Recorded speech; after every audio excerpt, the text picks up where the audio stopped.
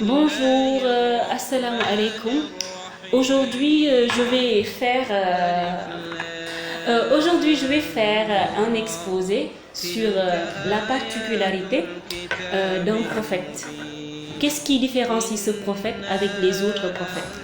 Ce prophète, en l'occurrence, c'est le prophète Yusuf alayhi salam. Pourquoi je veux parler de sa particularité par rapport aux autres? C'est parce que Dieu même a fait en sorte que lui, il ait une place particulière dans le Saint-Coran. Vous savez, le Saint-Coran, Dieu l'a fait descendre en y racontant des histoires de prophètes qui ont précédé le prophète Mohammed sallallahu alayhi wa sallam. Et parmi ces prophètes, on a le prophète Youssouf. Pourquoi Youssouf se démarque des autres? Pourquoi il est particulier par rapport aux autres? C'est seulement le fait qu'il soit né d'une famille où on a noté des prophètes comme son papa, son grand-père et son arrière-grand-père. Ceci le différencie en premier lieu des autres prophètes parce que lui, il est prophète, fils d'un prophète, petit-fils d'un prophète et arrière-petit-fils d'un prophète. Et ça, c'est pas donné à n'importe qui. Et le prophète Yusuf alayhi salam aussi, il est le seul prophète que Dieu a énuméré de façon particulière aussi dans le Saint-Coran, comme j'ai dit tantôt. Dans la sourate 12, exclusivement dédiée à sa vie, Dieu nous y raconte par exemple quel a été le vécu de Youssouf, quel a été son parcours.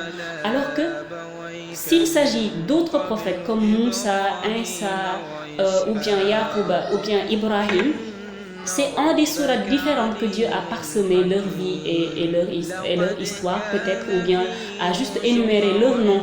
Mais le prophète Yusuf alayhi salam, Dieu a choisi une sourate entière pour y raconter sa vie. Donc ça, c'était pas donné à n'importe qui, c'est pas tous les prophètes qui ont eu ce privilège. Voilà. Aussi, en termes de particularité, il fait partie de ces personnes qu'on cite parmi les choisis de Dieu.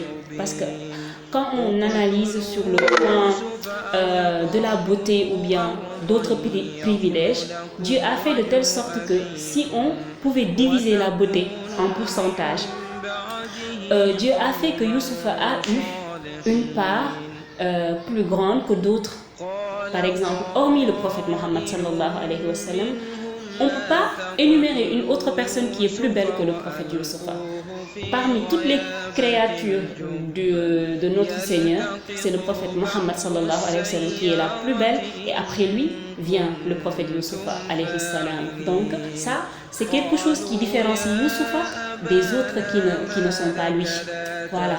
Et la sourate 12 présente tellement de choses merveilleuses, tellement de choses qui peuvent susciter la méditation, qui peuvent amener une personne à faire des réflexions sur sa vie, sur sa capacité de supporter, sur comment il vit les épreuves par exemple. Vous savez, le prophète Yusuf alayhi salam, il a été séparé de son père alors qu'il n'avait que 12 ans. Et ce qui a provoqué ça, c'est que lui, il a vu en rêve quelque chose qui le différenciait de ses frères avec qui il partage seulement le même père. Et quand les frères ont eu comme information que Youssouf allait être un choisi, un élu parmi eux, ils ont fait en sorte de l'éloigner de son père. Et aussi, il est quelqu'un qui a perdu sa mère alors qu'il n'était qu'un enfant.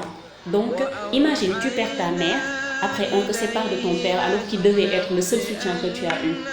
Après ceci, il a été vendu comme esclave. Imagine, tu quittes un pays pour un autre et tu espères retrouver de nouvelles personnes, découvrir de nouvelles choses et on te vend comme esclave. Mais heureusement que cette vente a engendré des choses positives. C'est à partir de cette vente que Youssouf s'est retrouvé à vivre dans un palais et après des épreuves bien évidemment, il est devenu en quelque sorte le gouverneur d'Égypte et il était l'homme qui a eu plus d'influence en Égypte en quelque sorte durant cette époque-là. Voilà. Il fut séparé de son père comme j'ai dit et après il a vécu avec des personnes qui l'ont choyé, qui l'ont aimé. Mais il a aussi eu des épreuves comme quoi il a été accusé injustement et il fut prisonnier. Le prophète Youssouf a fait de la prison. N'empêche que c'était quelqu'un qui avait la capacité de patienter. C'était quelqu'un qui était patient et quelqu'un de dévoué. Et une autre chose qui le démarque des autres, c'est quelqu'un qui sait la valeur de la dignité.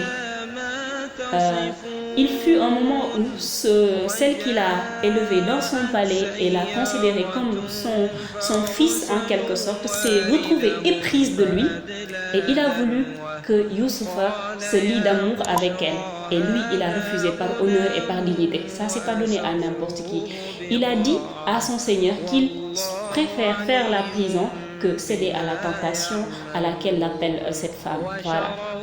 Et aussi, une leçon qu'on peut tirer de sa vie, c'est après les épreuves vient le réconfort. De yusri yusra, comme disent les Arabes. Il a été éprouvé, n'empêche qu'il a été patient et, comment dirais-je, il a été reconnaissant envers son Seigneur, raison pour laquelle Dieu l'a récompensé. Par la suite, il est devenu gouverneur d'Égypte et tant d'autres merveilles sont nées de sa patience et de sa dévotion ainsi que de la valeur qu'il a accordée à sa dignité. Voilà.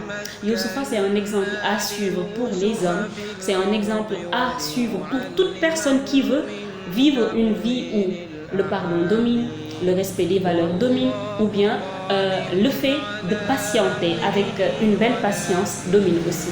Voilà, c'était tout ce qu'on peut retenir du prophète Youssouf alayhi salam et j'espère que ça va vous servir. Voilà, merci.